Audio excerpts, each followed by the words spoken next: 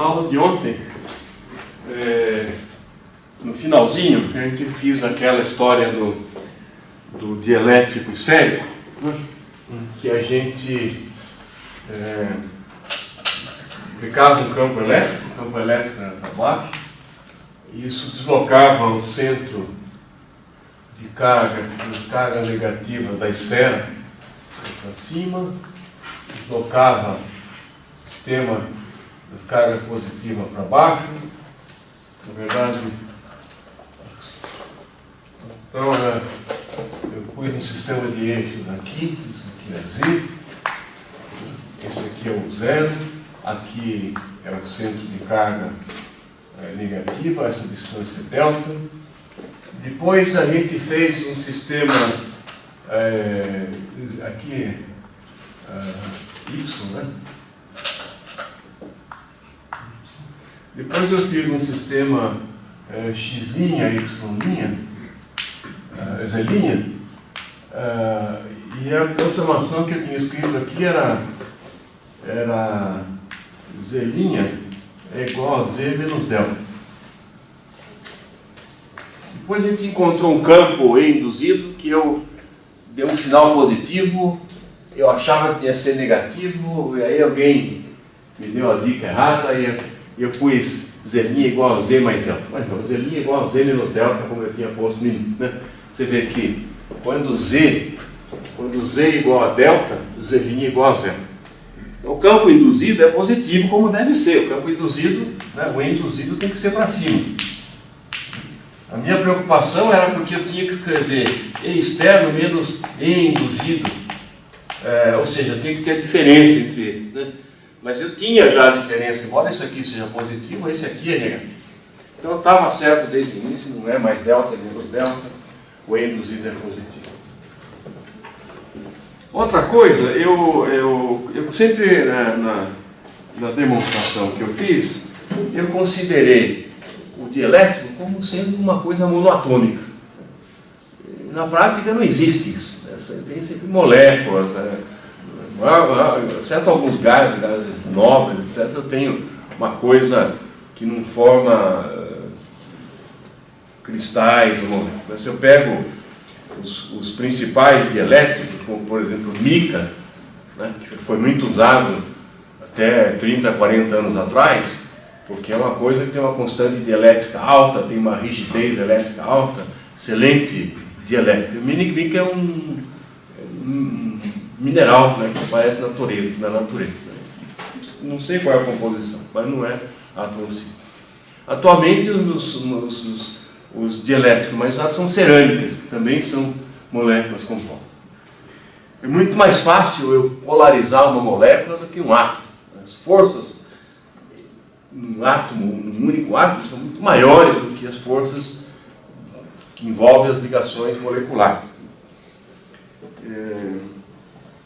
Então, o meu exemplo era mais simples, etc., mas na prática a coisa não é. A outra coisa que eu não comentei é que uma boa parte de dielétricos, as moléculas já são naturalmente polarizadas. Quer dizer, as moléculas já têm uma distribuição de carga que é o centro da carga positiva não superpõe, não é o mesmo ponto do centro de carga negativa, então ela já tem um momento de dipolo. A questão é que quando essas coisas estão nos materiais, esses dipolos estão orientados ao acaso. Então, campo médio gerado é nulo. Então, quando eu aplico um campo externo, o que eu faço é orientar esses dipolos. Eu posso produzir mais alguma polarização e orientar. Então, todos esses tipos todo esse processo ocorre naturalmente. Cada um prevalecendo em cada caso. Bom, eu não comentei nada, a gente viu o que acontece quando eu aplico um campo externo num isolante, ou seja, num dielétrico. Eu poderia perguntar também o que acontece quando eu aplico um campo elétrico num material condutor. Quer dizer, o que acontece se eu tenho aqui duas placas no capacitor e eu coloco aqui né, e separado aqui para isolar dos eletrodos do capacitor, eu coloco um bloco não de dielétrico, mas de metal. Obviamente a questão é muito mais simples. Quer dizer, o metal tem elétrons livres lá dentro, pode se mover à vontade. Então não é que eu só desloco um pouquinho as cargas negativas das cargas positivas. Eu aplico um campo elétrico, né, por exemplo, isso aqui polarizado negativo, aí um monte de elétrons se movem para cá. E quantos elétrons vão se mover? Eles vão se movendo e vão criando, obviamente, um campo contrário. Né? Então vai ficar um para baixo ou para cima, que é um campo resultante. Enquanto eu tiver o campo resultante, eu tenho força para mover elétrons. Qualquer campinho, elétrons. Esses elétrons vão se movendo até que o campo resultante seja nulo. Aí acaba a força, acaba a mobilidade elétrica. Ou seja, aquilo que a gente já sabia, né? O campo resultante no condutor, dentro do condutor, é nulo, mesmo quando eu aplico um campo externo. Aí surge uma dúvida assim, e se faltar elétrons? Se todos os elétrons livres forem aqui para a extremidade, e ainda assim não for suficiente para o campo criado por eles compensar o campo externo. Será que isso é possível? Claro que é possível, né? Em teoria, em princípio. Basta eu pôr um campo elétrico suficientemente forte, né? E que eu não consigo. Mas na prática isso é impossível. A gente tem que lembrar o seguinte: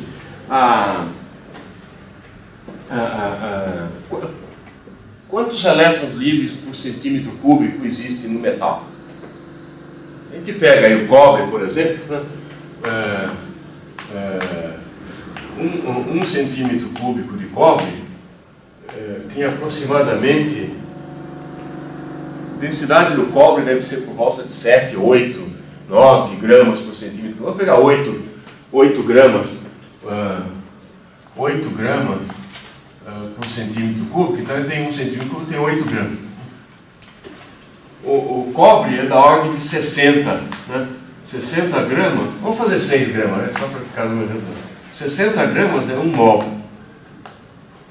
Então 6 gramas é igual a 0,1 mol. 0,1 mol é 6 vezes 10 a 22.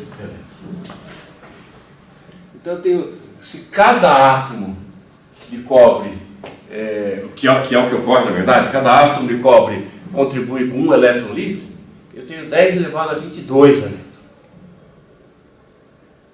1 coulomb é aproximadamente 10 elevado a 19 elétrons.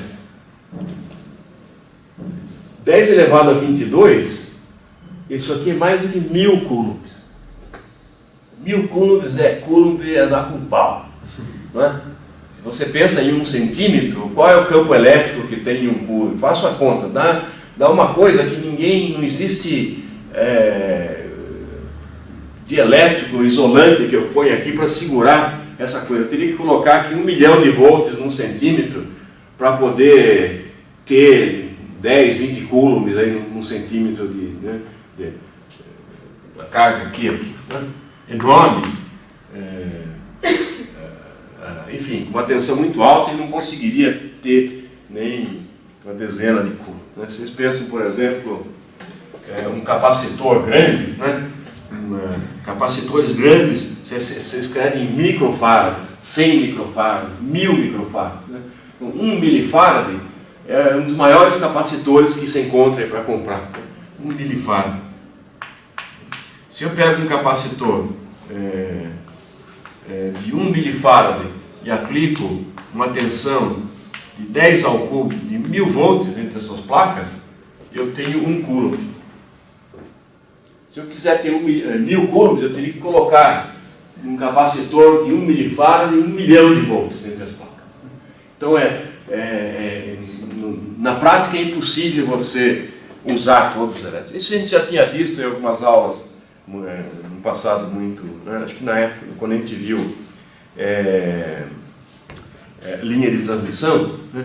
Que a densidade de carga superficial era 0,01% dos elétrons, era uma coisa muito pequenininha, muito pouco elétron precisa ir ali na superfície, poucos elétrons que estão na coisa, para fazer o campo elétrico que eu preciso para uma onda típica, né, se propagar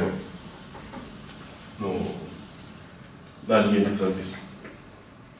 Ok, isso tudo que a gente viu, quer dizer, nessas duas últimas aulas, foi o que ocorre quando eu tenho um campo constante, um campo estático, campo elétrico estático aplicado num dielétrico. Ou no metal, né? O metal a gente nem viu porque o caso é simples e trivial, como a gente acabou de resumir aqui.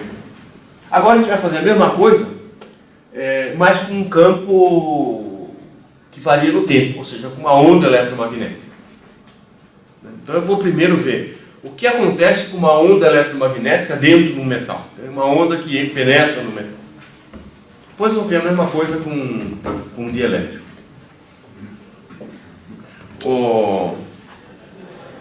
A interação de uma onda eletromagnética com elétrons, que é o que a gente vai ver agora, ela é governada pela mecânica quântica. Eu tenho onda eletromagnética na mecânica quântica, na verdade, mede o quadrado da amplitude, amplitude da onda, mede a densidade de fótons, o número de fótons de radiação eletromagnética por centímetro, por unidade de volume, né?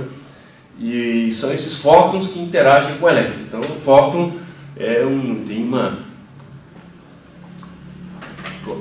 interage como se fosse uma partícula, né? Um fóton representa por uma coisa assim, ele tem uma quantidade de movimento Q, uma energia E, interage aqui com o elétron, e a interação é governada pela mecânica quântica. Eu vou falar um pouco sobre isso no final dessa aula, provavelmente no início da próxima aula. Mas, obviamente, isso está fora do alcance desse curso, e a gente vai, então, descrever a interação usando ondas eletromagnéticas, de acordo com o conceito clássico aí da teoria de Maxwell, e o metal como uma coisa clássica. Esse modelo que a gente vai fazer aqui, ele foi desenvolvido aí no final do século XIX por um cara chamado Paul Drude. Então, no final do século XIX, se eu me lembro bem a data, acho que foi 1892, é a data do descobrimento do elétron. Um inglês chamado Thomson, J.J. Thomson, ele fez umas experiências com uma coisa que estava em moda naquela época, que eram os raios catódicos. Você pegava, aquecia um pequeno filamento e fazia um tubo de vidro com um pouco de vácuo. Se fosse um vácuo muito bom, eles nunca viriam os tais raios catódicos. Como eles não conseguiam fazer vácuo bom, sobrava sempre um arzinho rarefeito daqui.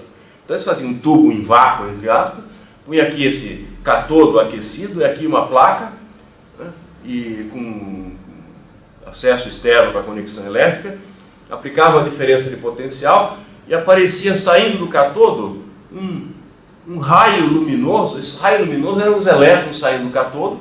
Esses elétrons colidiam com o pouco de ar que tinha lá dentro, ionizavam essas moléculas de ar e o ar emitia um pouco de luz. E como aquilo eram raios que eram emitidos pelo catodo desse tubo ele chama raios catódicos. E esse tubinho é o tubo de raios catódicos. O tubo de raios catódicos virou, né, aquele tubo de televisão que já não existe praticamente mais, os osciloscópios, também já não existe mais nada dessas coisas, agora é tudo tela plana, mas as válvulas termoiônicas, tudo isso é baseado nesses tais raios catódicos. E o J.J. Thomson, nessa época, ele descobriu que os raios catódicos eram partículas com razão, carga sobre massa bem definido. Então ele mediu a razão entre a carga e a massa dos raios catódicos. Com isso, se concluiu que esses raios catódicos eram partículas negativas, porque se aplicava potencial positivo, ele era acelerado, ou saíam do catodo, que é o potencial negativo, e E eram partículas com massa bem definida. Aí isso foi a descoberta do elétron. As partículas começaram a chamar de elétron. O Drude foi mais ou menos isso aqui também, final do século XIX, finalzinho do século XIX. Né? Então o Drude deve ser mais ou menos nessa época, porque ele trata a interação com partículas de massa M, dentro do, quer dizer, com os elétrons dentro do metal. Né? Então tem que ser nessa época. Obviamente, mecânica quântica... Desculpe, essa data pode ser um pouco antes. Tem um monte de coisas que apareceram aqui no finalzinho do século XIX.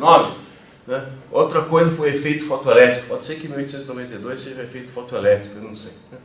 Não lembro mais. Né? 1889 talvez seja o E sobre M. Enfim, o Drude estava aí. Quer dizer, provavelmente o Thomson acabou de descobrir o elétron e falou, então agora eu posso entender como é que acontece dentro do metal, já que eu sei que tem essas coisas lá. E se tem corrente elétrica, eles são livres, etc. Essas coisas já eram conhecidas em se saber que tinha alguma coisa que se movimentava livremente no metal, que transportava carga elétrica, que eram coisas negativas, assim por diante. Mas se achava que isso era um fluido qualquer. O Thomson percebeu que eram partículas. Ok. Então o modelo do Drude, ele faz o seguinte, quer dizer, se eu tenho um metal, se eu aplico uma onda eletromagnética, um metal, então eu tenho um campo elétrico, né, que oscila. Esse campo elétrico vai produzir uma força nos elétrons que é menos E, que é a carga do elétron, vezes o campo. Então esses elétrons vão tender a oscilar. Se eles oscilam, eles vão ter, eu posso associar uma corrente elétrica, uma corrente, não uma corrente contínua, mas uma corrente alternada, uma corrente oscilatória. Esses elétrons, esses metais têm sempre uma certa resistividade. Então, esses elétrons não é que não tem nenhuma outra força nele, a não ser o campo elétrico. Tem alguma força que dificulta um pouco o movimento do elétron, uma força viscosa, alguma coisa que, né, impede o elétron de se movimentar livremente. A força mais fácil que tem para a gente escrever equações é a força proporcional à velocidade. E foi isso que ele fez. Se eu consigo determinar qual aplicar um campo elétrico e determinar qual é a velocidade do elétron em função do tempo, tendo a velocidade, tendo a densidade de elétrons, eu consigo saber qual é a densidade de corrente. Sabendo a densidade de corrente, eu posso escrever as equações de Maxwell na presença de corrente elétrica. E aí calcular, reescrever as equações de onda, como a gente fez no caso do vácuo. No caso do vácuo, a gente escreveu as equações de Maxwell para o vácuo, divergente de E é ρ sobre ε0, no vácuo ρ é zero, rotacional de E no vácuo é menos dB dt, é isso no vácuo. Depois eu tenho divergente de B, que é sempre nulo, e depois eu tenho o rotacional de B, que é igual a μ0 J, aqui a J é a densidade de corrente, mais μ0 ε0 del E del T. Então no vácuo eu tenho J igual a zero, né? Então eu tenho as equações no vácuo, eu faço manipulações e se encontra aquela equação de onda no vácuo que a gente encontrou depois. Agora eu quero encontrar a equação de onda dentro de um metal. Ou seja, eu quero encontrar numa região do espaço em que eu tenho densidade de corrente. Então primeiro eu preciso saber como é que, para um dado campo elétrico no metal, qual é a densidade de corrente. Então a gente vai fazer o que o Drude fez, que é considerar que a força agindo no elétron, força resultante agindo no elétron, é menos E vezes o campo elétrico resultante na região onde está o elétron, é menos dV, onde V é a velocidade do elétron. Eu vou supor que eu tenho um campo elétrico, ou seja, uma onda eletromagnética, mais simples possível. Vou pegar uma onda plana. Essa onda plana, para uma dada posição, o interior do metal eu vou chamar de Y. Isso aqui é Y, aqui é dentro do metal, isso aqui é o Y igual a zero. Então eu tenho uma onda eletromagnética que penetra o metal e quero saber como é que ela fica aqui dentro. Então, num dado ponto qualquer aqui, num dado valor de Y, eu vou ter um campo elétrico. O campo elétrico nesse ponto Y eu vou chamar de E de T. Quer dizer, num dado, o campo elétrico depende de Y e de T, para uma onda plana, né, vindo perpendicularmente ao metal. Para um dado fixo, um valor fixo de Y, ela só depende de T. Então, esse E de T eu vou chamar de E estrela cosseno de ômega T menos Φ estrela. Por que esse asterisco a gente já vai ver. Bom, então essa é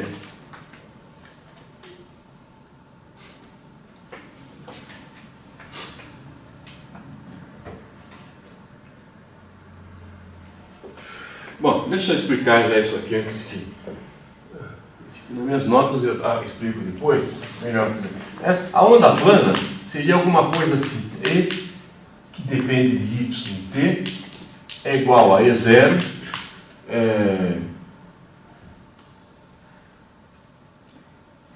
isso a gente não sabe ainda exatamente, eu não sei, né? Isso vai ser o resultado final da minha coisa. Eu quero saber qual é o movimento do elétron depende da força resultante. A força resultante depende de todos os elétrons. É uma coisa que eu não sei ainda quanto é que é o caso. Então, no final eu conto isso. Um pouquinho mais, eu posso escrever o seguinte, que o E de T é igual a esse E asterístico cosseno de K Y0 menos ômega T mais Φ.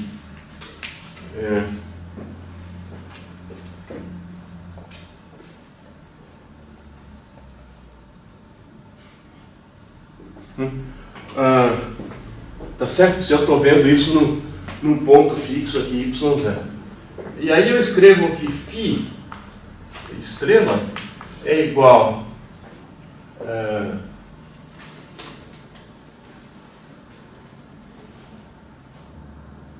bom, isso aqui pode ser escrito também como ômega T menos K Y0 menos Φ. Né? E eu escrevo Φ estrela é igual a K Y0 mais Φ. O Φ é uma fase, uma constante. A onda normalmente tem um KY, mas num ponto Y qualquer, aquele KY0 é uma constante e vira aquele Φ asterístico. Ok.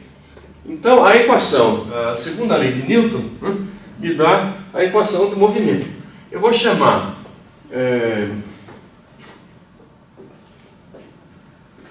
eu podia chamar de Y de T, não sei porquê. Postila prefere chamar de um S, né? Tanto faz. Eu vou chamar de S a posição do elétron, de um elétron qualquer, em relação a uma origem particular daquele elétron. Não importa muito isso, já que essas coisas vão ser oscilatórias.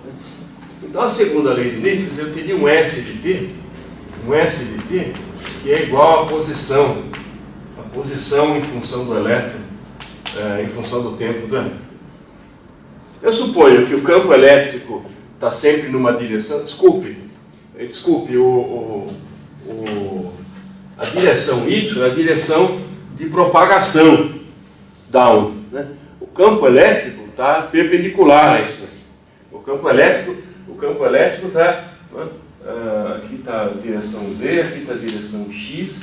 O campo elétrico pode ter qualquer componente na direção X e na direção Z e não tem nenhum componente na direção Y. Então S, né? S é um vetor na direção do campo E. O elétron vai se movimentar naquela direção. Então, exatamente por isso que a apostila chega, porque a gente não sabe a direção do campo elétrico, cada problema pode ser um caso, então só importa que o S é paralelo ao V. Então, segundo a lei de Newton, o elétron vai fazer um movimento oscilatório na direção paralela à força, então é um movimento em uma dimensão. Então eu tenho que M d2S dt2 é igual à força resultante. Então, isso é menos V, que é o ds dt, menos E vezes Z. Então isso aqui não precisa pôr vetor, porque são todos vetores paralelos. Essa equação, né, eu posso ainda escrever M d2S dt2 mais B ds dt é igual a menos E estrela cosseno de ômega t menos φ asterisco. Essa é uma equação diferencial de segunda ordem inhomogênea. A gente viu isso no começo desse curso, quando a gente viu circuito RLC, coisa assim, né? Eu tenho a homogênea associada, que é quando eu faço o segundo membro igual a zero, e a solução geral vai ser a solução geral da homogênea associada, mais a solução particular da inhomogênea. A solução geral da equação homogênea associada é aquela que a gente chama de solução transiente. E a solução particular vai ser a estacionária. Transiente não me interessa, é o que vai acontecer na hora que chega pela primeira vez a onda e depois só sobra a estacionária. A estacionária, eu vou dizer qual é a solução e a gente vai verificar se ela realmente é a solução. A solução estacionária é essa daqui. S de t é igual a uma constante A cosseno de ômega t menos φ asterístico mais delta. É do mesmo tipo da solução que a gente viu em casos passados, né? A posição varia com o tempo, com a mesma frequência da força externa e com uma fase diferente. Uma fase diferente. É exatamente como a gente vê no oscilador harmônico forçado, no circuito RLC, com uma fonte externa de corrente alternada. Assim, então, se agora eu derivo esse negócio duas vezes, etc., substituo na equação, né, eu vou ver o seguinte: a derivada ds dt vai ser menos ômega A seno de ômega t menos φ asterístico mais delta. E a derivada segunda, d2s dt2, vai ser igual ao seno vira cosseno, que parece um ômega ao quadrado, 2a, cosseno de ômega t menos φ asterístico mais delta. Ok, agora se eu coloco isso na equação,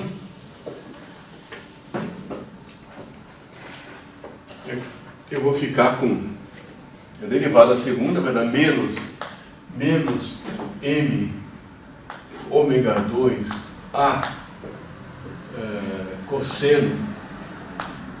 Eu vou indicar só o parente. O parente é o que está dentro lá, não vou escrever. Mais B, então aparece o sinal de menos também aqui, menos ômega B A seno de parênteses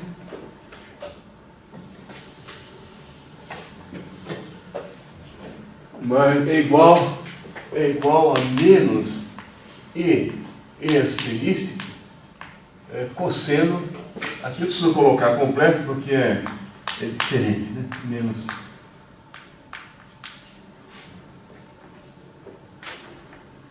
Então aqui eu tenho seno de cosseno, mas com argumentos diferentes. Aqui, se eu chamar isso daqui de A, isso daqui é o cosseno de A mais delta. E aqui é o seno de A mais delta. Então o que eu vou fazer agora é usar essas relações, né? Cosseno de A mais delta é igual a cosseno A cosseno delta menos seno A seno delta. Cosseno menos delta. E seno de A mais delta é igual a seno A cosseno delta mais seno delta cosseno de A. Então, aplicando o cosseno lá em cima, vou ficar com menos m ômega 2A, que multiplica cosseno de A, cosseno de ômega t menos φ asterisco, cosseno de delta, menos seno ômega t menos φ seno de delta. Não é? M ômega 2A, cosseno A cosseno delta, menos seno A seno delta. Depois eu vou ficar com menos ômega B A multiplica. Agora é o seno, né? Então vai ser seno de ômega t menos delta, menos φ. Aqui é φ asterisco, né? Seno A cosseno de delta, mais, aqui vai ficar seno de delta cosseno de ômega t menos φ asterisco. E tudo isso vai ser igual a menos e estrela cosseno, vou olhar aqui, cosseno de ômega t menos. Agora eu vou juntar todos os termos que tem seno e cosseno. Por exemplo, cosseno de ômega t menos φ asterisco. Isso aqui o que tem? Vai aparecer esse termo aqui, né? Então vai aparecer aqui menos m ômega 2A cosseno de delta. Então esse termo já foi contabilizado. Depois eu tenho esse daqui. Isso aqui vai ser desculpe, esse sinal aqui é de menos. Menos com cosseno continuamente. Aqui eu tenho menos, o mais vai dar menos aqui também. Vai ficar menos ômega B A seno de delta. Isso daqui eu ponho por primeiro membro, né? Vai ficar mais e estrela. Tudo isso multiplica cosseno de ômega t menos φ. Depois eu tenho mais o seno de ômega t menos φ asterístico, que vai ser esse termo aqui, olha, eu tenho esse sinal de menos com esse sinal de menos, vai dar mais. Né? Então fica m ômega 2A. Depois eu tenho aqui esse seno, aqui é o sinal de menos, aqui vai ficar menos. Faltou aqui um seno de delta, né? Seno de delta. Depois aqui eu tenho menos ômega BA cosseno de delta. Fica menos MBA seno de delta. Igual a zero. Isso mais isso é igual a zero. Bom, se isso é sempre zero, cosseno e seno são funções independentes. Então, a única maneira disso ser zero para qualquer valor de tempo é que se os coeficientes são zero. Né? Então, eu vou ter eu vou ter isso aqui zero, eu vou ter isso daqui mais isso é igual a isso. Né? Então eu tenho m ômega 2a cosseno de delta mais ômega b a seno de delta é igual a e extremo. E para esse de baixo ser zero, eu vou ter m ômega 2a seno de delta é igual a nba m. Tem m aqui? Isso aqui, esse é ômega, né? Aqui eu pus m, é ômega. Tá certo? É ômega b. Não pus em outro lugar. É igual a ômega b a cosseno de delta.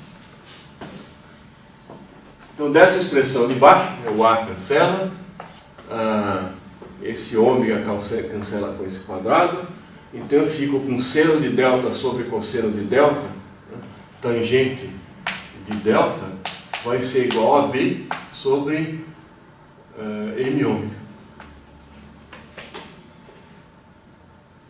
Tangente de delta é igual a isso. Essa é a fase. A diferença de fase entre a onda, o campo da onda elétrica e a posição do elétrico. Agora, se eu coloco, se isso daqui é tangente de beta, né, então é fácil ver que seno de delta vai ser, o seno é o discípulo, então é b sobre raiz quadrada de seno ao quadrado mais cosseno ao quadrado, que é m2 ômega 2 mais b2. E cosseno de delta vai ser m ômega sobre raiz quadrada m2 ômega 2 mais b2. Seno ao quadrado mais cosseno ao quadrado dá 1, e seno sobre cosseno dá isso daqui. Se eu substituir isso agora na expressão de cima, né, eu vou ter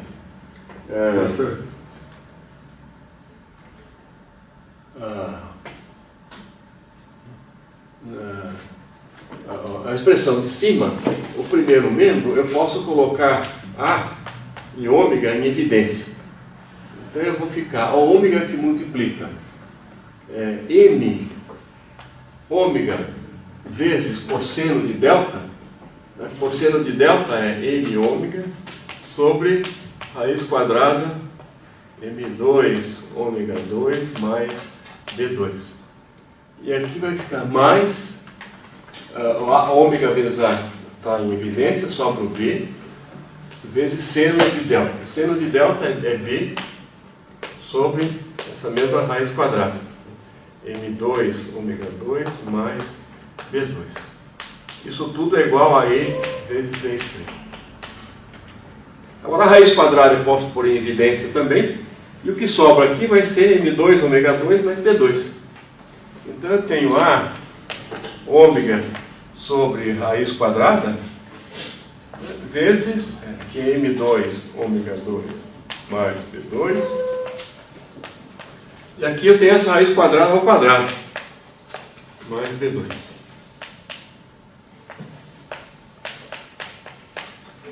Então essa raiz quadrada cancela com isso aqui e dá uma raiz quadrada aqui no numerador. Então finalmente a gente chega no resultado. Tudo eu posso apagar.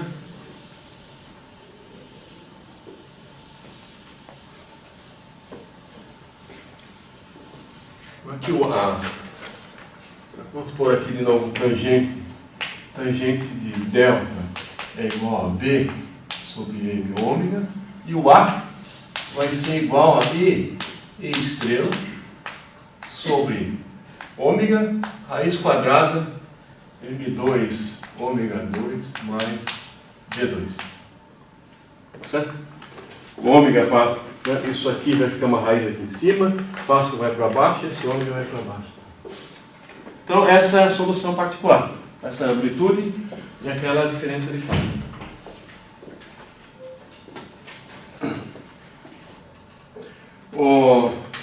A gente viu também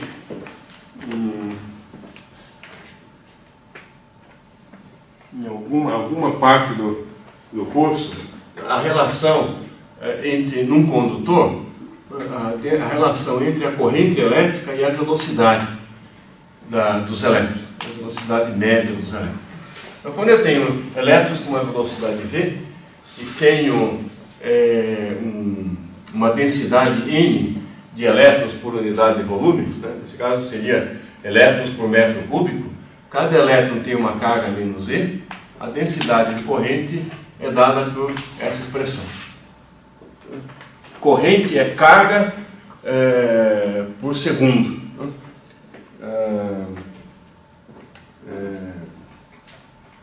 Por unidade de área. Densidade, desculpa. Carga por segundo. Isso aqui é por unidade de área. Bom, se procurarem a apostila nos capítulos anteriores, vocês vão ver isso, ou talvez vocês lembrem melhor que eu como é que a gente chegou nesse resultado. Não é difícil. A velocidade, se eu tenho, né, aqui o S de t ela é igual a cosseno de ômega t menos φ estrela mais delta, onde A e delta são dados por aquilo, então V é igual a ds dt, que é igual a menos a ômega seno de ômega t menos φ estrela mais delta. Então aí eu posso escrever a corrente, densidade de corrente, que vai ser igual menos com menos dá mais, e n ômega, desculpe, n ômega vezes A. Ômega vezes A vai dar essa outra parte sem o ômega aqui embaixo, né? Então aqui eu vou ter E vezes E, dá um E ao quadrado, aqui aparece o E estrela, e aqui aparece a raiz quadrada de M2 ômega 2 mais V2, seno de ômega t menos φ estrela mais delta. Pronto, essa é a densidade de corrente dentro do condutor. Essa corrente é perpendicular à direção y, que é a direção de propagação da onda, é na direção do campo elétrico da onda. E é uma corrente alternada, oscilatória.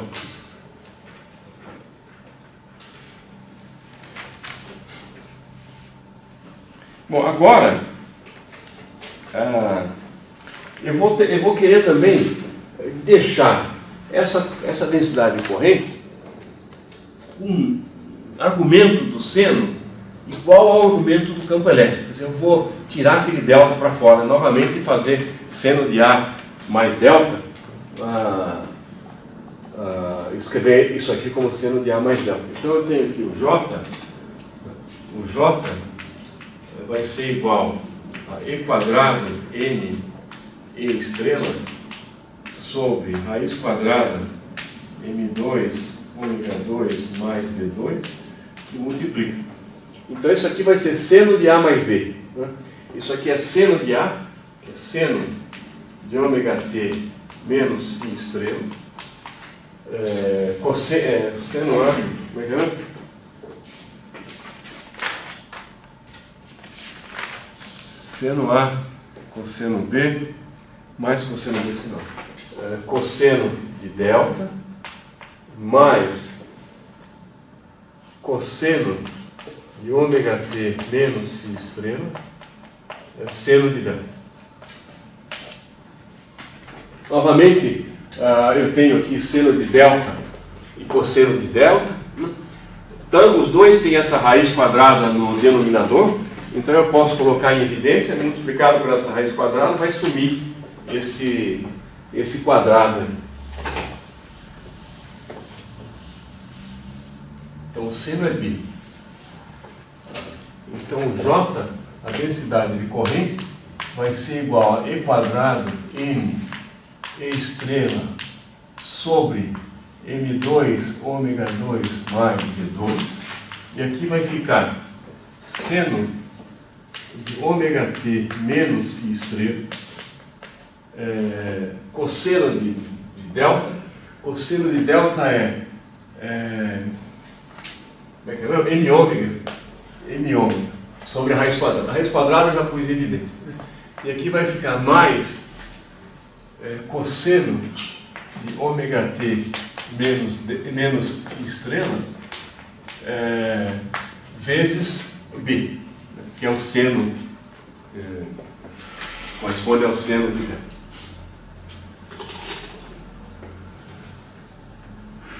Agora veja o seguinte,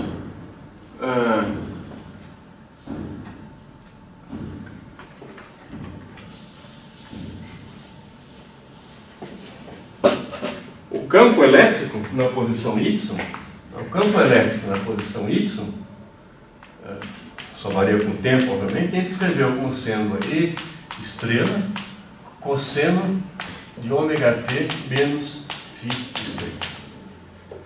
Então, agora eu vou pegar esse E estrela e passar dentro do parênteses, aí o J vai ficar assim, J é igual a E quadrado vezes N sobre M2 ômega 2 mais B2, e aqui vai ficar E estrela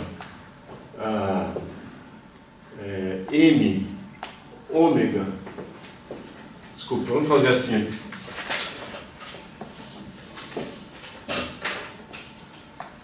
M ômega, E estrela,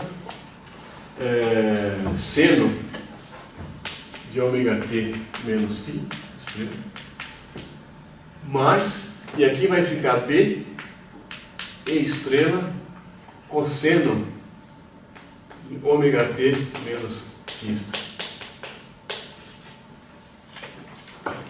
Isso daqui, olha, é o próprio campo elétrico E. E estrela cosseno é o campo elétrico E.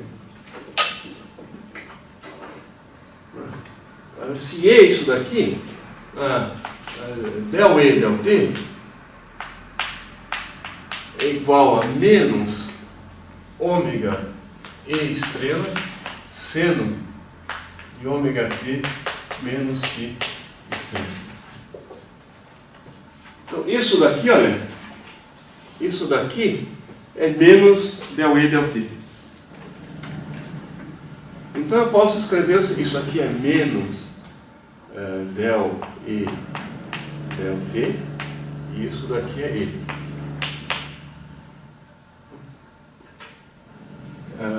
Veja, aqui eu estou colocando o J como um vetor, eu teria que ter colocado esse E, que é a amplitude no ponto Y, também na forma vetorial, né? Esquecido desse aqui.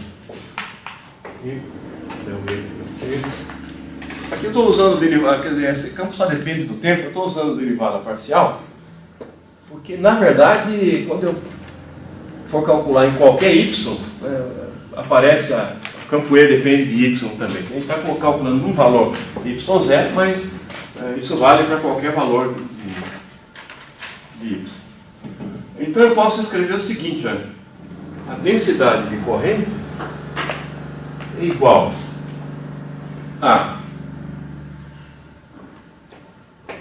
E quadrado NB sobre M2 ômega 2 mais B2 vezes E, esse termo aqui, né?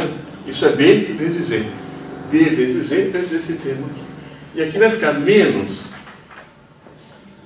esse M, cancela com esse quadrado, não, desculpa, não cancela, menos M E quadrado N sobre M2 ômega 2 mais B2, e sobra esse outro termo que é o del E del T.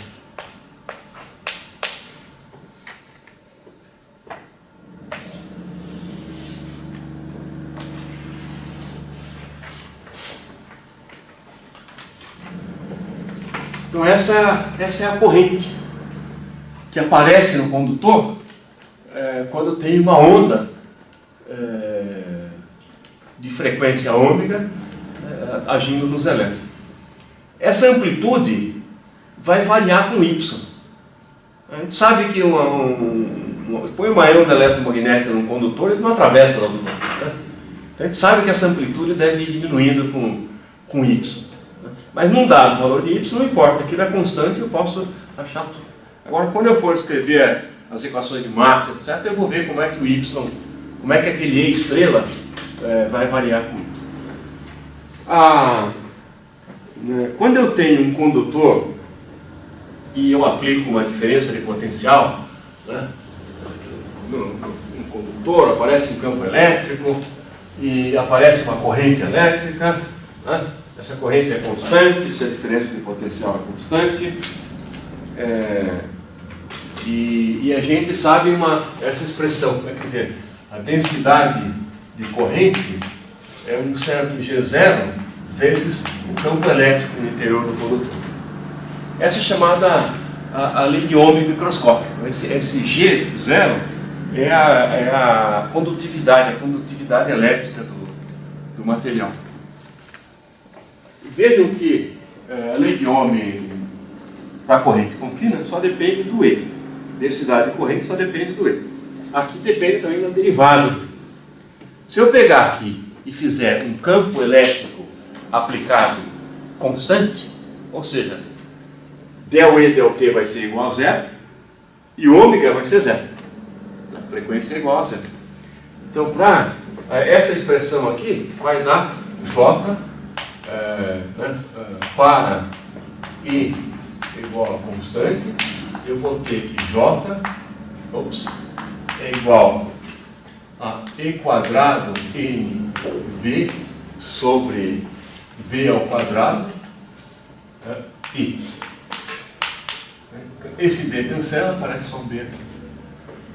Essa é a condutividade do modelo do Drake. Essa é a condutividade elétrica. Desculpe, Drake não, Drude. Esse é o G0. G0, o modelo do Drude é igual a E quadrado N sobre B. O B é a força viscosa. O B é a resistência que o elétron sofre quando ele tenta andar no meio, que tem um monte de elétrons, um monte de tranqueira no meio. Quanto maior o B, maior é a força viscosa, maior é a resistência ao movimento do elétron. Quanto maior o B, menor é a condutividade elétrica. Lembra que a resistividade é o inverso disso. Né? A resistividade ρ é 1 sobre G0. Então, a resistividade ρ é igual a B sobre E quadrado N. A resistividade ρ, ohms por quilômetro por centímetro quadrado, é uma coisa que você pega aí na tabela de fios, você sabe, para todo elemento você conhece a resistividade. Número de elétrons por unidade de volume é fácil calcular, eu fiz um cálculo aproximado. Né? Então, essa tem uma maneira de a gente calcular o B.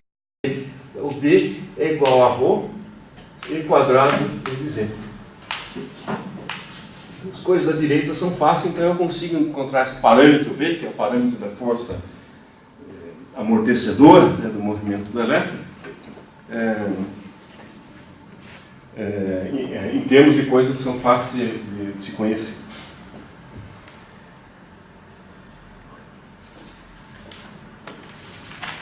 Ok, então nós temos já o ingrediente que a gente precisava. Entendeu?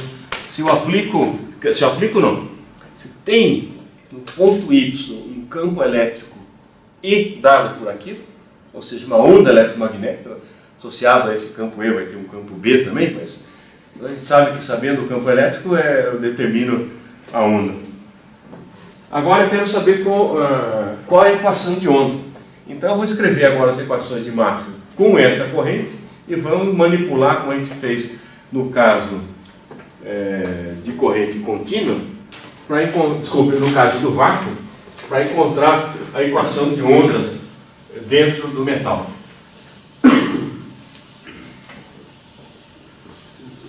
Então, a única equação que muda vai ser o rotacional de B. Né? Porque dentro do metal, a gente está supondo que ele é eletricamente neutro, portanto, a densidade de carga é zero. O rotacional de E é menos del B del T. O divergente de B é sempre zero. E finalmente eu vou ter rotacional de B. Rotacional de B é igual a zero J mais zero epsilon zero del E del T. Ou eu apaguei tudo, mas eu tenho anotado ali, certo? O rotacional de B vai ser igual a zero. O que é o J?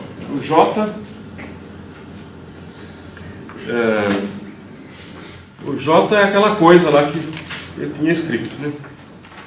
Zero J vai ser E quadrado MB sobre M2 ômega 2 mais B2 e menos M E quadrado N sobre M2 ômega 2 mais B2 del E del T. Esse é o J. Mais zero epsilon zero del E del T. Então agora eu vou juntar o rotacional de B vai ser igual a... Esse é o único termo que tem E.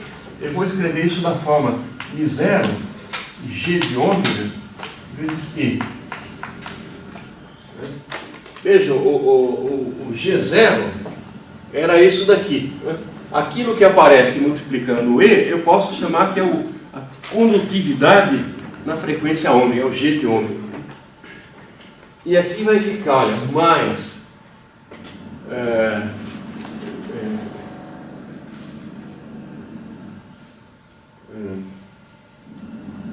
deixa eu ver como é que eu vou escrever aqui.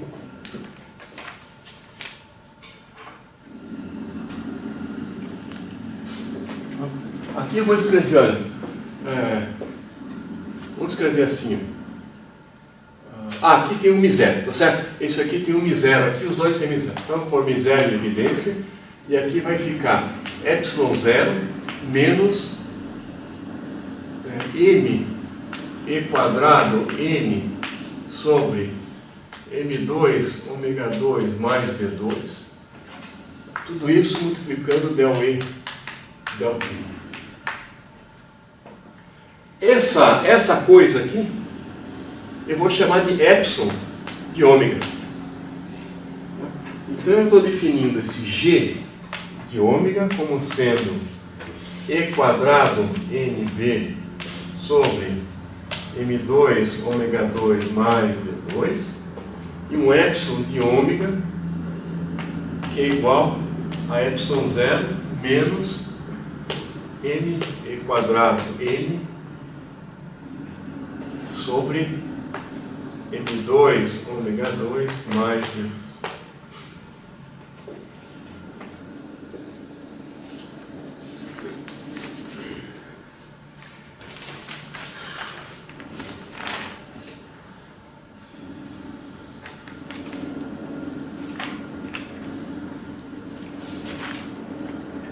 Bom, essa é uma equação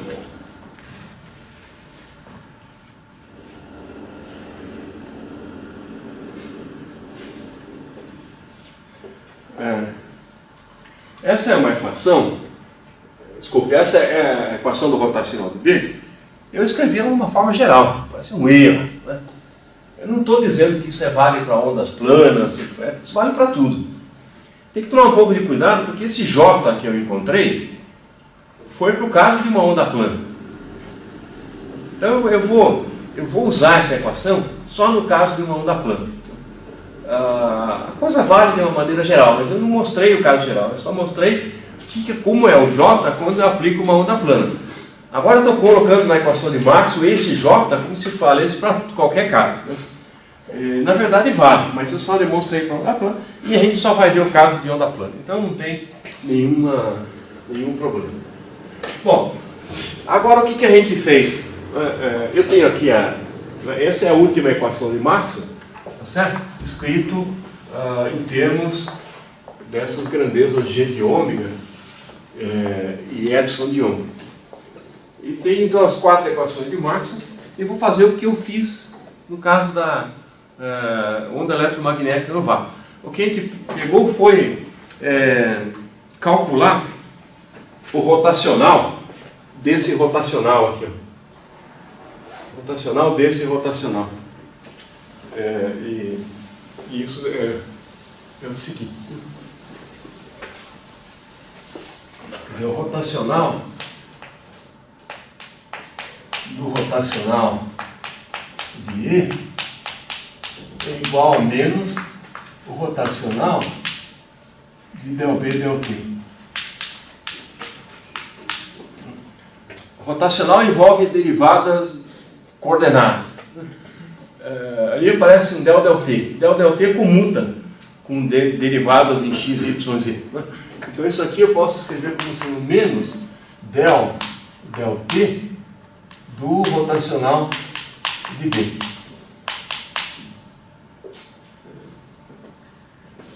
O rotacional de B eu tenho aqui. Eu preciso calcular a derivada temporal disso aqui.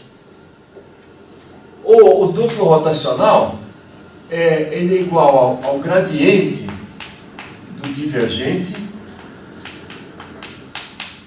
de E, menos del 2E del x2 mais del 2E del y2 del 2E del 2E e del z2. Isso aqui é igual a zero, né? Divergente de E igual a zero. A gente escolheu, não tem carga líquida no condutor. Então esse primeiro termo é essa soma de derivadas laplaciana, derivada segunda de E. O segundo membro, né, eu preciso calcular o del T rotacional de B. Isso aqui vai ser igual a derivada desse termo mais a derivada desse. A derivada do primeiro termo vai ser μ0 G de ômega del I del T. Depois eu tenho mais μ0 epsilon de ômega, que é aquele parente, né, vezes a derivada segunda de E em relação a T. Então, essa equação de cima vai ficar menos essa derivada é igual a isso daqui.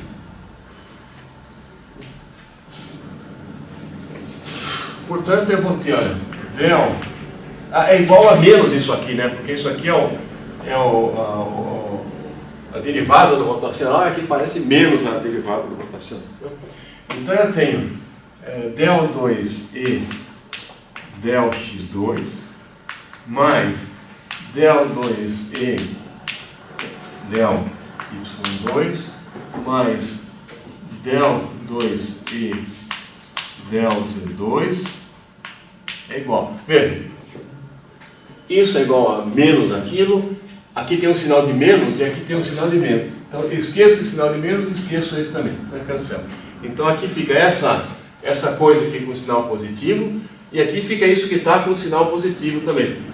Agora eu vou pegar esse termo da derivada segunda e passar para o primeiro membro. Então aqui vai ficar menos μ0 epsilon de ômega del 2E del T2 é igual a μ0 G de ômega 0 G de ômega del I del T.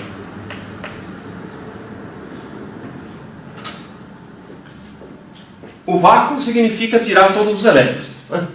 Aqui não é vácuo porque eu estou considerando o meio, o condutor eu considero como um conjunto de elétrons, né? Eu não estou tratando o condutor, estou esquecendo o resto do condutor. A única coisa que eu coloquei no condutor foram os elétrons livres. Se eu tirar os elétrons livres desse meu modelo de condutor, sobra o vácuo. Tirar os elétrons é fazer N igual a zero. Se eu faço N igual a zero, epsilon de ômega vira epsilon zero. E e G de ômega vira zero. G de ômega vira zero, esse segundo membro é nulo. E aqui passa a miséria y0, que é a equação de onda no vácuo. Então, se passo n igual a zero, essa equação vira a equação que a gente já conhecia. Ok. Agora sim, então, vamos ver como é que fica essa equação no caso de uma onda plana se propagando na direção de y. Onda plana na direção de y, eu vou ter a onda, o campo elétrico só depende de y, então esses dois termos aqui são zero. E eu vou ter então del 2e del y2 menos μ0 epsilon de ômega del 2e del t2 é igual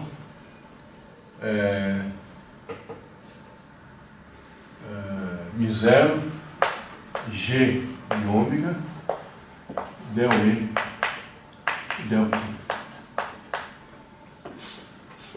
Onde E é um campo que depende de Y e T.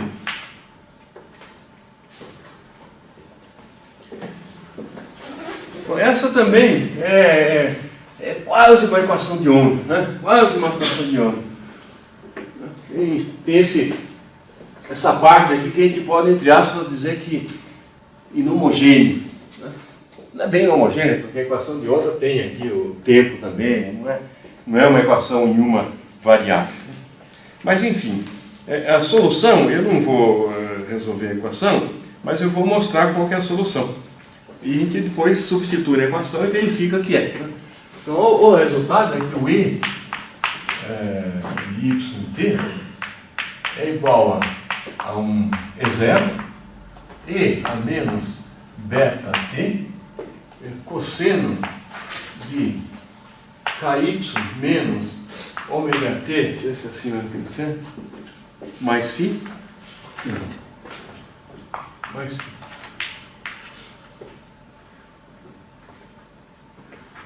É uma onda com uma amplitude que vai diminuindo, não com o tempo, né, mas com a profundidade. A onda vai entrando no metal e vai diminuindo.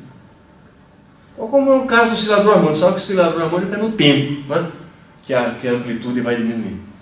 Se o B é muito grande, se o beta, desculpe, né, o beta é muito grande, a amplitude cai tão depressa que ele nem oscila. Lembra? O oscilador crítico, supercrítico, nem oscila. Se o beta é pequeno, ele vai, oscila e vai terminando. Então, vamos ter esses casos também aí. Mas ali na exponencial é beta T, né? Oh, beta Y, desculpa, obrigado. Beta Y. Vejam que isso daqui, aqui é o E0, né? Isso daqui é que eu, num dado, aquele meu E estrela, né, que eu coloquei no começo, que eu não expliquei o que era, o E estrela é igual ao E0, E elevado a menos beta, Y0, quando eu calculo um determinado valor. Então agora eu consigo saber como é que isso varia com Y. Então eu estou dizendo que essa é a solução. E deixa eu ver se eu vou substituir ou não vou. Bom, vamos fazer aqui com cuidado. Então, se eu pego essa solução, eu vou fazer o del I del T vai ser igual a... Bom, esse é o único termo que depende do tempo. Aqui tem o menos ômega. Eu vou ter menos seno multiplicado por menos ômega, que vai dar mais. Tá? Então vai ser... eu vou fazer só em módulo, porque a gente está fazendo onda plana, então o vetor E tem uma dada polarização e um dado valor que não importa muito, mas ele não muda com o tempo, de direção. Então eu vou fazer sem colocar vetor para não cansar. E a menos beta Y, e aqui vai aparecer ômega seno de KY menos ômega T mais KY0 mais φ, que era o φ estrela. Depois a derivada segunda, del 2e, del T2, vai aparecer o sinal de menos, porque tem um menos ômega aqui, vai ficar menos E0 e a menos beta y, ômega 2, cosseno de ky menos ômega t mais γ, mais φ. Depois eu tenho a derivada segunda em relação a y. Então, del e del y é igual. Agora eu tenho dois termos, né? Eu tenho um produto de funções de y. Então a derivada do primeiro vai ser menos beta E0 e a menos beta y, cosseno de ky menos ômega t mais φ, mais a derivada do segundo. A derivada do segundo vai ser a derivada do cosseno, que vai dar também o menos seno. Então vai ser menos k E0 e elevado a menos beta y, seno de ky menos ômega t mais.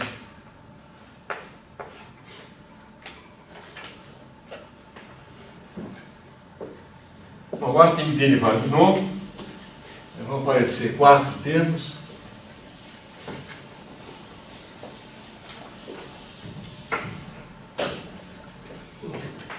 Del 2y, del 2e, del y2 vai ser derivada disso. Então, primeiro derivando aqui o elevado a beta, vai aparecer um menos beta, com esse menos vai dar mais beta ao quadrado, E0 e a menos beta y, aqui tinha o cosseno. Aqui também só vou pôr parênteses, o argumento é o que está lá. Depois eu tenho isso vezes a derivada do cosseno, em relação a y. A derivada do cosseno vai dar menos k seno, com menos beta vai dar mais. Então aqui eu tenho mais k beta E0 e a menos beta y, seno daquele negócio. Depois eu tenho a derivada disso daqui em relação a beta. Novamente vai aparecer um menos beta com menos aqui, vai dar mais beta k. Então eu vou ter mais beta k E0 e a menos beta y. Ali tenho o seno. Aquela coisa. E depois a derivada do seno vai dar um cosseno e um outro k, então vai dar menos k ao quadrado. Menos k ao quadrado é 0 e a menos beta y cosseno. Essa coisa. Bom, agora substituindo na equação, eu tenho a derivada segunda, né? A derivada segunda, que é isso daqui. Isso aqui é a derivada segunda. Então a derivada segunda menos μ0 epsilon de ômega, vezes a derivada segunda em relação ao tempo. Então, vezes, aqui tem um sinal de menos, com esse sinal de menos aqui vai dar mais. E0 e a menos beta y, ômega ao quadrado, cosseno desse argumento. E tudo isso é igual a μ0 g vezes a derivada primeira.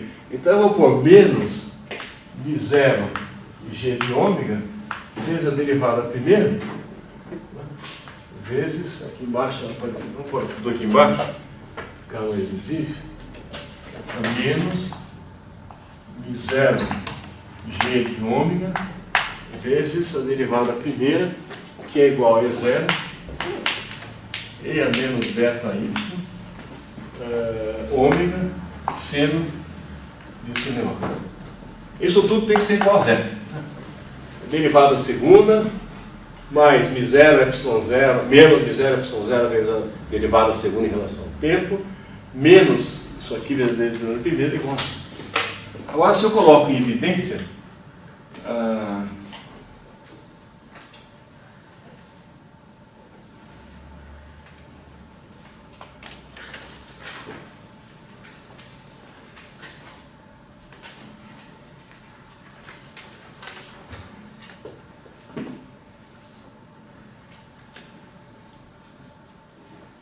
ok, vamos colocar em evidência,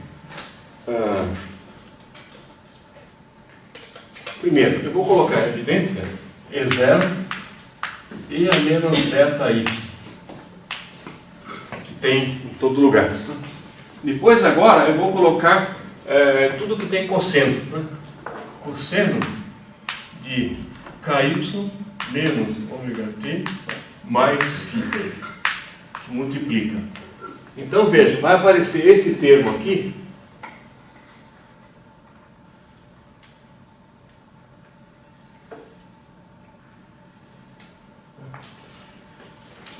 e esse termo aqui, tá? Então eu vou pôr aqui, olha, beta ao quadrado menos k ao quadrado.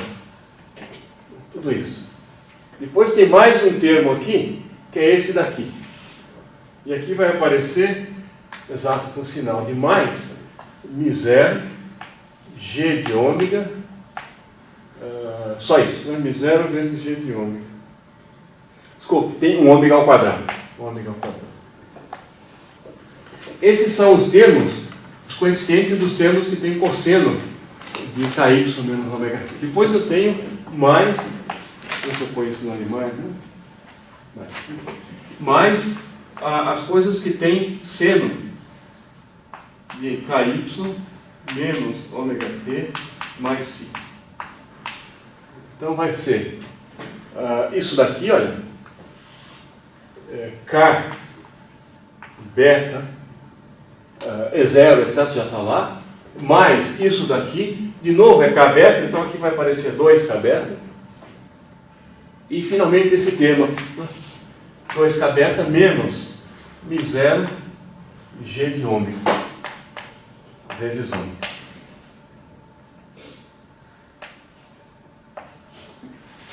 E tudo isso tem que ser igual a zero.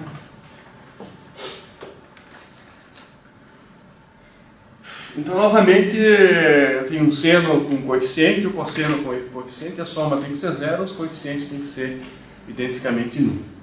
Então, esse coeficiente aqui e esse daqui tem que ser nulo.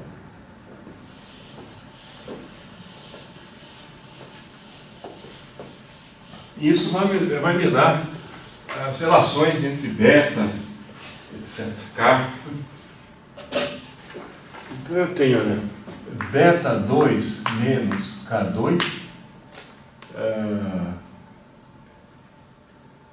é igual a menos μ0 g de ômega, ômega ao quadrado.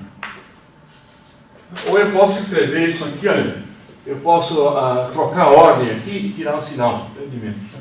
K2 menos beta 2, K2 menos beta 2 é igual a isso aqui.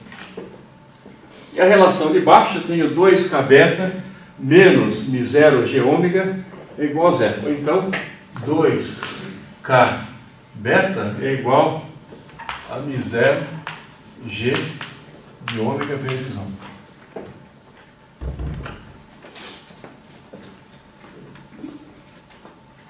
Bom, daqui eu posso obter, olha, beta é igual a μ0 g de ômega vezes ômega sobre 2k.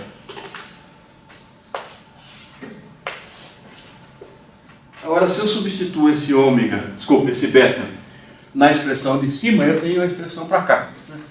Eu troco esse beta 2 aqui por isso daqui ao quadrado e vou encontrar, isolar o k. Né? Aqui vai aparecer um k ao quadrado. Tem que fazer alguma álgebra chata, que eu não vou fazer. Mas o resultado está na apostila.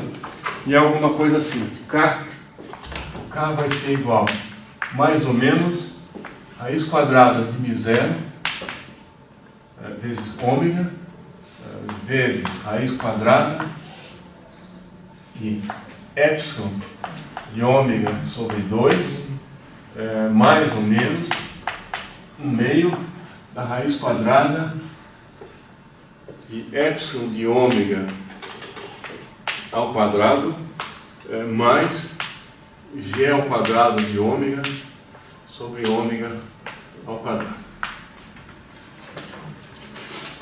Então tudo que está aqui do lado direito é coisa conhecida. Isso me dá qual é o valor de K. Qual é a relação entre o K e o ômega? Né? Dado um ômega, qual é o K? Dado uma frequência, qual é o comprimento de ômega?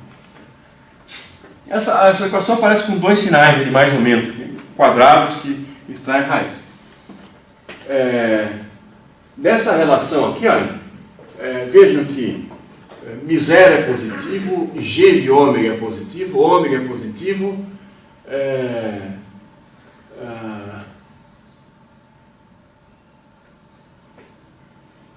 essa coisa aqui, o K tem que ser positivo. Se o K for negativo, não dá certo na expressão de cima. Então eu tenho que escolher esse sinal de mais. Depois aqui, olha, essa raiz quadrada aqui é maior do que epsilon sobre 2. Né? Esse segundo termo aqui é epsilon sobre 2 mais alguma coisa. Portanto, se eu pegar o sinal de menos, esse termo aqui é maior do que esse, essa raiz é imaginária. Como o K tem que ser um número real, aqui também eu tenho que escolher o sinal positivo.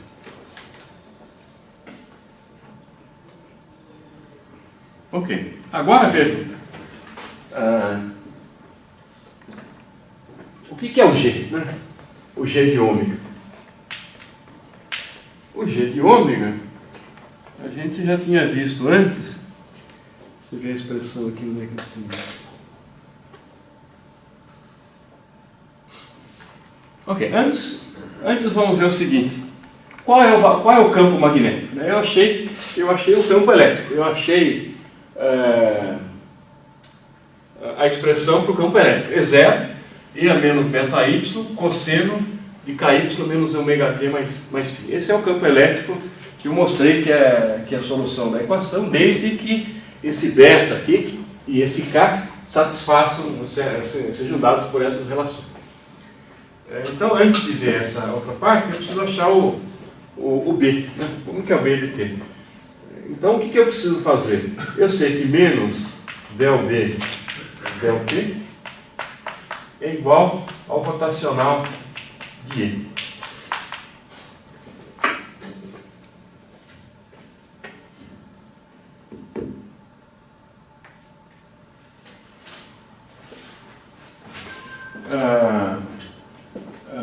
Nós estamos tratando aqui com onda plana. Né? O E é um E que depende de Y e T. E uma onda eletromagnética,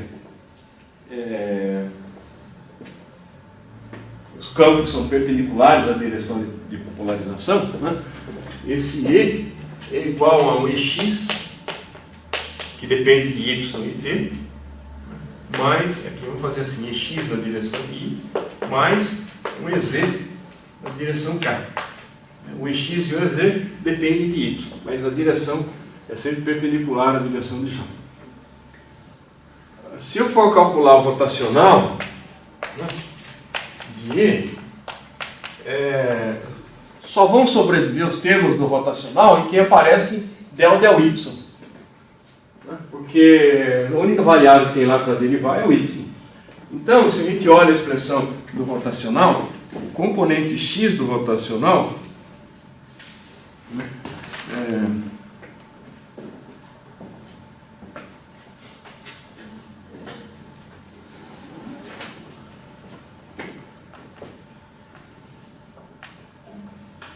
rotacional de E de Y T vai ser igual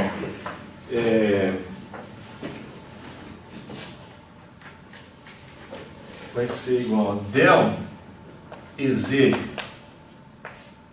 del Y na direção I menos del EX del Y na direção de K. Os únicos dois termos do rotacional, um é do componente da direção de I, outro é da componente da direção de K, que aparece o termo em Y.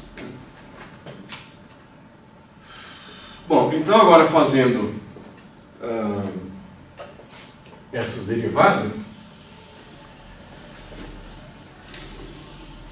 vejam que eu não estou especificando o EX e o EZ, né? Pode ser qualquer direção do campo elétrico seja uma direção fixa, e só depende de Y.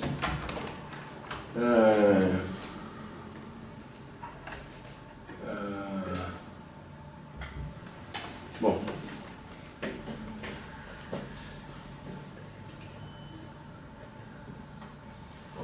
o campo E é igual a E0 E a menos beta Y cosseno de KY menos o negativo mais I, em que o E0 é alguma coisa do tipo E0x I mais E0z K. Então a derivada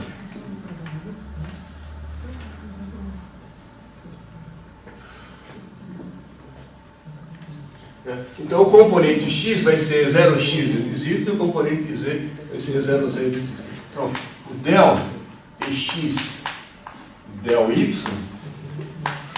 del ex del y vai ser igual a menos E0x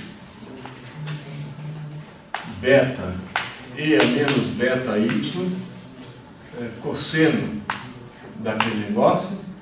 Depois eu tenho menos, vai aparecer de novo aqui a 0x vezes k, e a menos beta y, seno. Naquela. Então isso pode ser escrito como sendo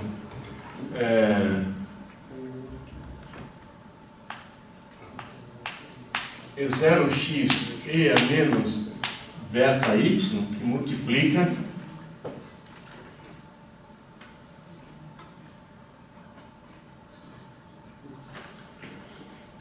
beta, cosseno, aqui tem um sinal de menos, mais K seno. Os dois termos têm um sinal de menos, então tem evidência. O del EZ del y é a mesma coisa. Vai ser igual a menos E0y e a menos beta y, que multiplica beta cosseno mais o argumento aqui mais K seno. O rotação menos del B del T vai ser igual a del EZ del Y na direção I menos del EX del Y na direção de K. Então vai ser desculpa, aqui é Z, né?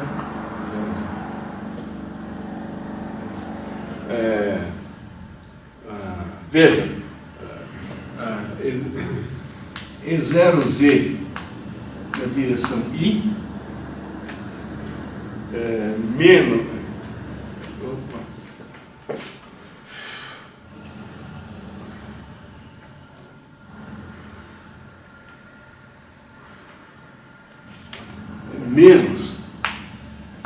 E0x na direção K vezes essa outra coisa, né? Vezes E beta y, que multiplica beta cosseno nessa coisa, mais K seno da coisa. Não é? Isso daqui na direção K, isso daqui na direção I.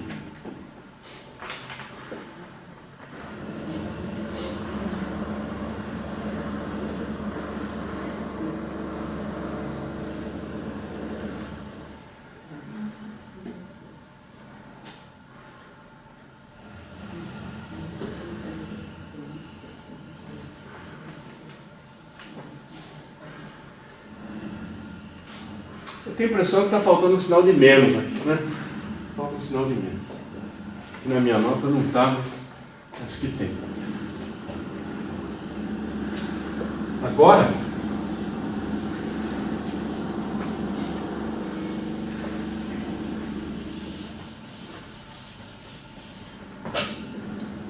eu vou fazer o seguinte, né?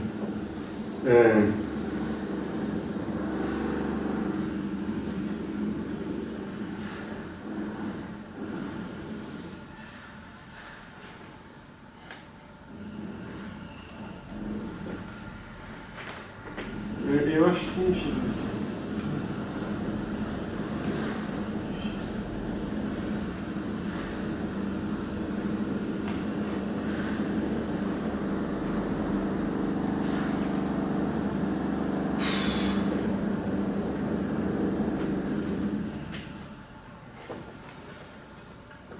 Bom, esse E0, que é E0xi mais E0zk.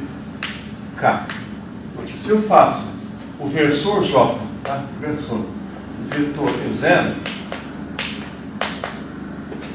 J vetor E0, isso aqui é J vetor E0xi mais E0zk. Isso aqui vai ficar J vetor I dá menos K, né? Dá menos E0x em direção K, e depois J vezes K dá I, mais E0z em direção I.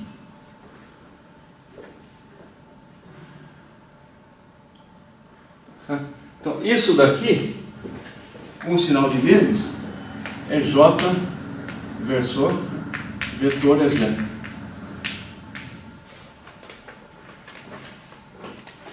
Não é? Menos. Ah, não tem o sinal de menos. Sem sinal. Menos EX na direção K, do jeito que está lá. Portanto, menos dBdt é igual a menos isso daqui, ou seja, del B. Del T é igual a E a menos beta Y, que multiplica beta cosseno mais K seno vezes J vetor E0.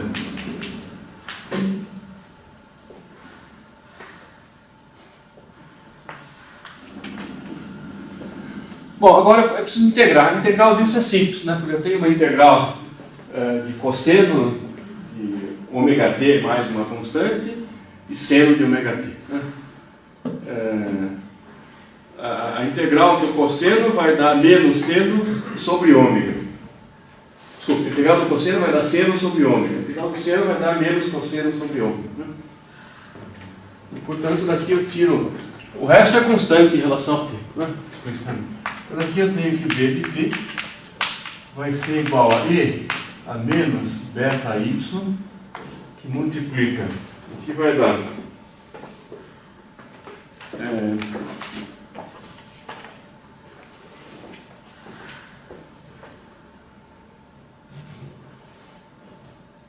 menos beta sobre ômega seno de ômega t, desculpe, ky menos ômega t mais φ, e aqui vai dar mais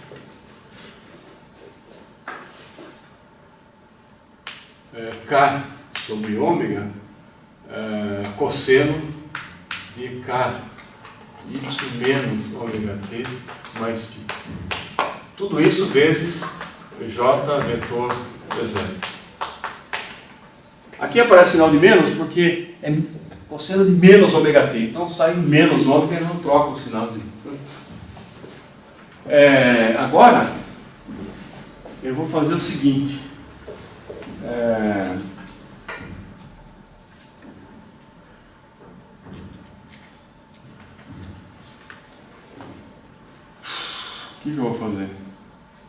assim.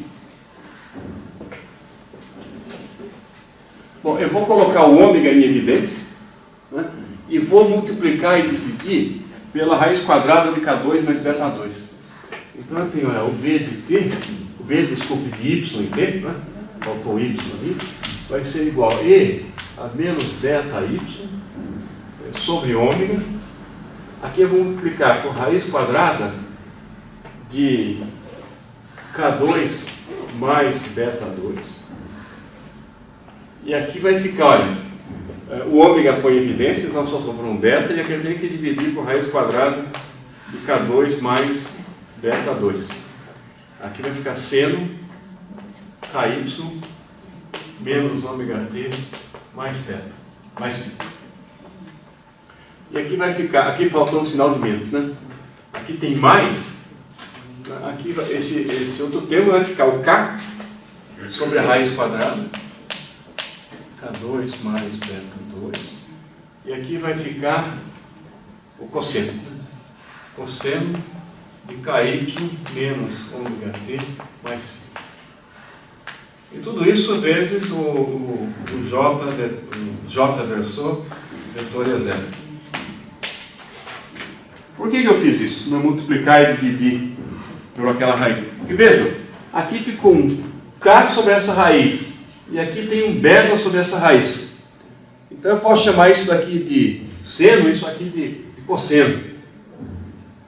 E aí eu vou ficar com cosseno de eta, cosseno de A, vezes seno de eta, seno de... Então eu posso transformar no cosseno de A mais B. Tá certo? Eu vou chamar agora de seno de eta,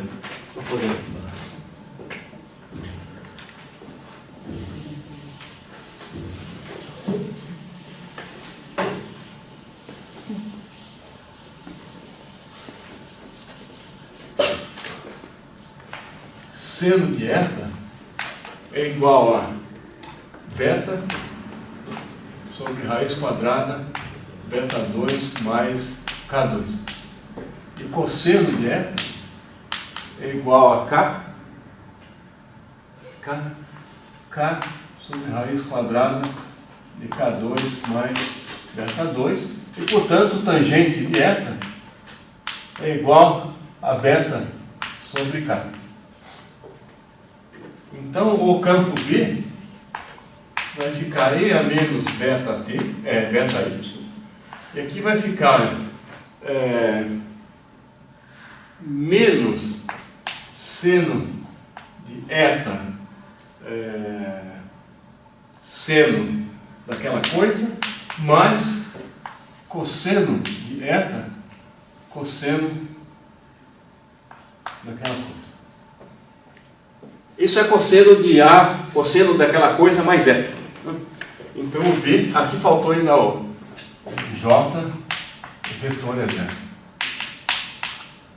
E portanto o B vai ficar igual a E a menos beta Y, cosseno KY menos ômega T mais φ mais eta, J vetor é zero.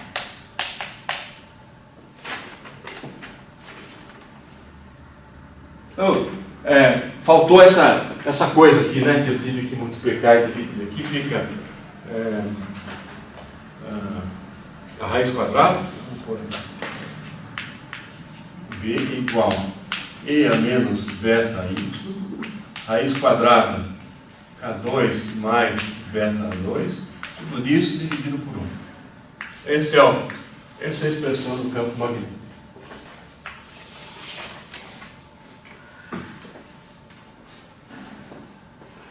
Eu posso chamar tudo, eu posso escrever assim, B é igual a B0, E a menos beta Y, cosseno dessa coisa. E o B0 é igual a raiz quadrada de K2 mais beta 2 dividido por ômega, que multiplica J, o vetor é zero. Isso é uma constante.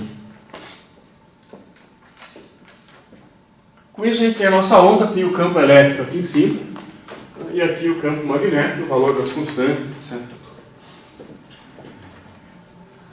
Bom, se a gente resume todos os resultados que a gente obteve no modelo do Drude,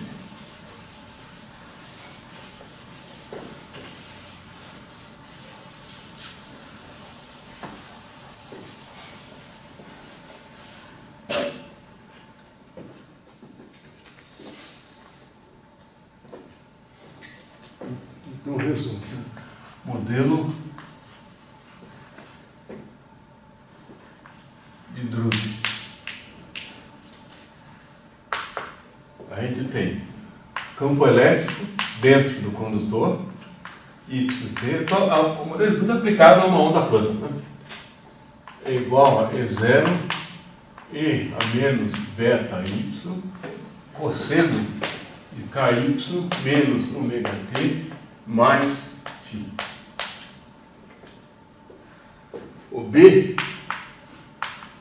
de YT é igual, aqui falta um vetor, D0 e a menos beta Y cosseno de KY menos ômega T mais φ mais eta, onde B0 é aquela expressão. Notem que tem uma diferença de fase entre o B e o E, né? Quer dizer,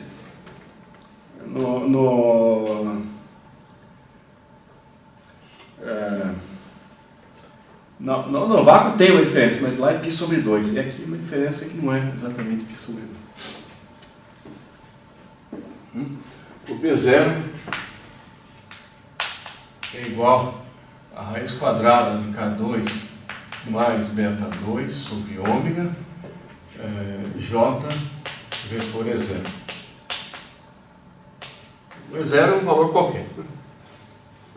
O beta, o K é aquela expressão que a gente encontrou, raiz de 0 vezes ômega, raiz quadrada de epsilon de ômega sobre 2 mais 1/2 da raiz quadrada de epsilon de ômega ao quadrado mais g de ômega ao quadrado sobre ômega ao quadrado.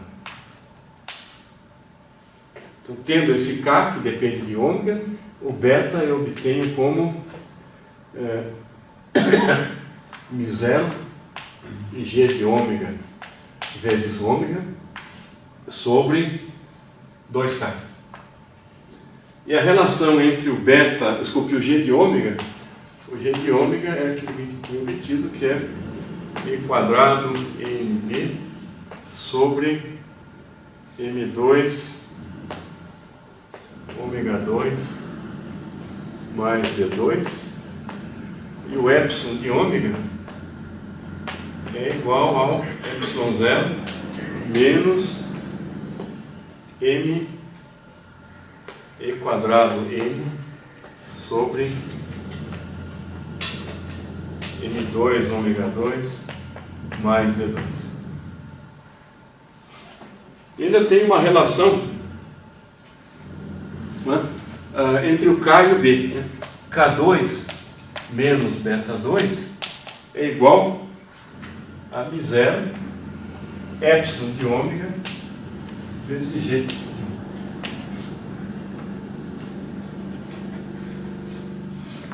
Agora veja o seguinte, né? Como é que o epsilon? Como é que é o epsilon?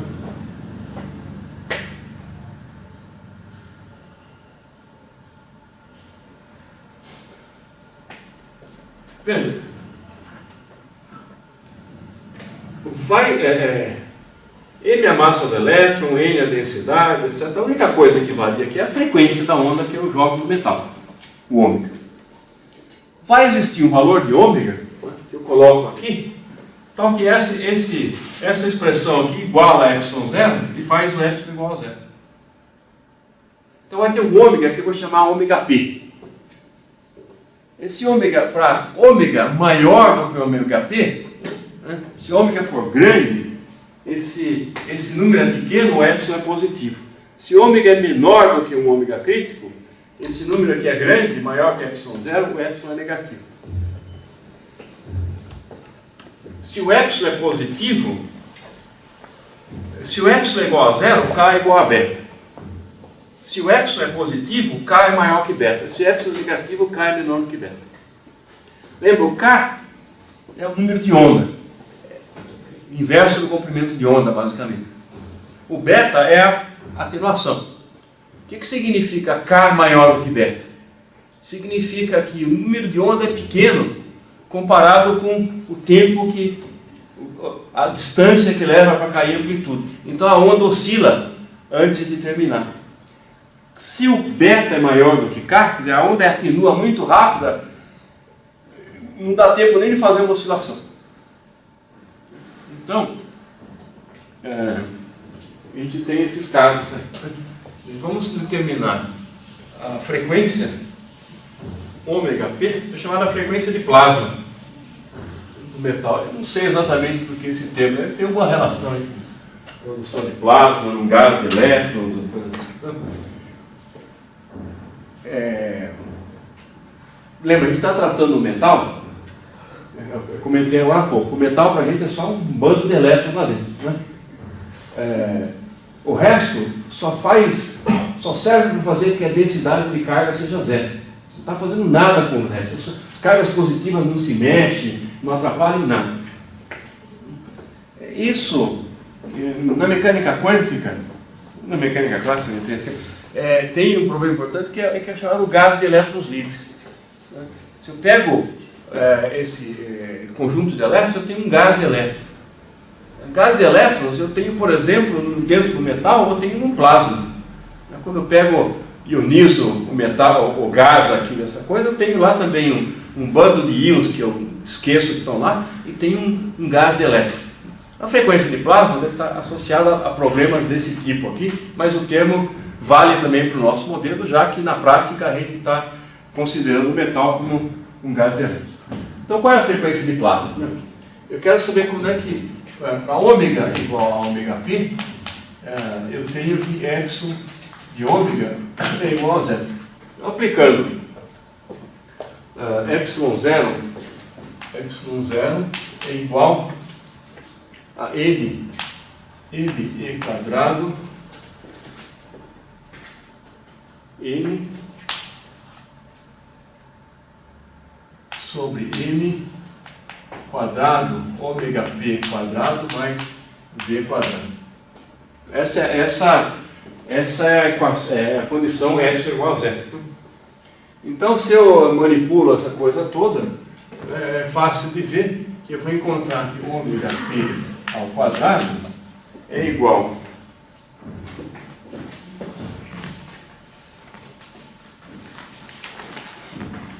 ômega P ao quadrado vai dar E quadrado vezes N dividido por N epsilon zero menos B quadrado sobre N quadrado. Isso é só isolando esse ômega P quadrado nessa expressão.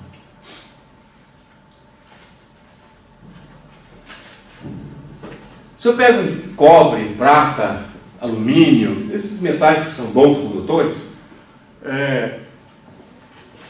o B é muito pequeno. O B, lembra, está associado com a resistividade. A resistividade é pequena, o B é pequeno. Para esses metais bons condutores, B quadrado sobre M quadrado é muito menor do que essa outra coisa aqui. Então, para os bons condutores, eu posso aproximar, né, os bons condutores.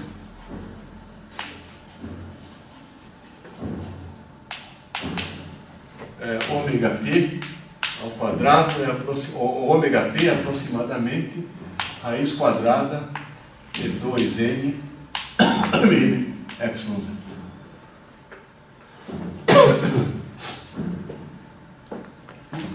Então o que acontece? Vamos fazer ômega menor do que ômega P. Isso Se o ômega for pequeno, esse número é grande, esse resultado dá negativo. Ou seja, o epsilon é negativo. Se o epsilon é negativo, né, se isso aqui é negativo, significa que K é menor do que beta. K é menor do que beta. Então, essa condição, né, seria aquele amortecimento supercrítico, coisa assim, né? No caso do oscilador harmônico. Isso corresponde a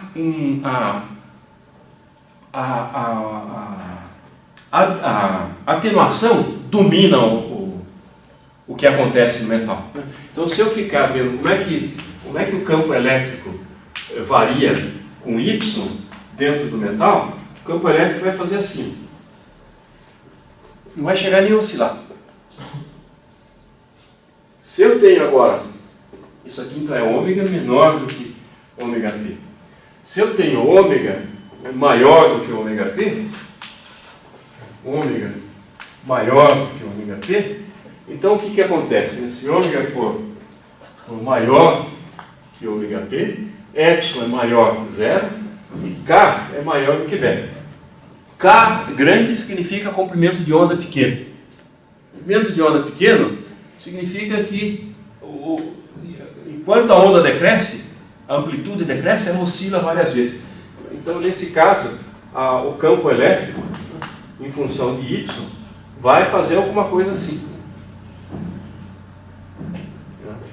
O E a menos o beta Y vai cair mais lentamente do que a frequência de oscilação.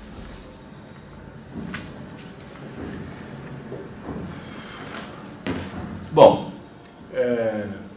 parar por aqui. Isso. Na próxima aula, a gente vai ver, amanhã, né? Amanhã. A gente vai ver, um caso específico, aplicar esse modelo de Trude na prata. Pegar esses parâmetros todos, o B, o N, etc., da prata, e ver qual é a frequência de plasma, quanto penetra em função da frequência da onda incidente, e assim por diante. E vamos também ver o modelo de Trude, no caso da penetração de uma onda eletromagnética num isolante, num dielétrico. Aí os elétrons no dielétrico não podem se mover livremente. Eles estão presos por uma força que une eles aos íons. Então, se eu trato só dos elétrons, eu tenho que imaginar que eles, usando obviamente o modelo clássico, eles estão lá numa certa posição de equilíbrio, e quando eu aplico uma força, ele tem um potencial que é um potencial do tipo K, um meio de Kx ao quadrado, que aparece uma força menos Kx. Então eu vou fazer o elétron com um campo externo e uma força menos BV e uma força menos Kx. É coisa que a gente conhece, né, do oscilador harmônico. Vai ser mais ou menos o que a gente fez nessa aula, colocando na equação que a gente fez para encontrar o J, uma força menos Kx. Ok, então por hoje é isso. Essa nota de aula já está lá na página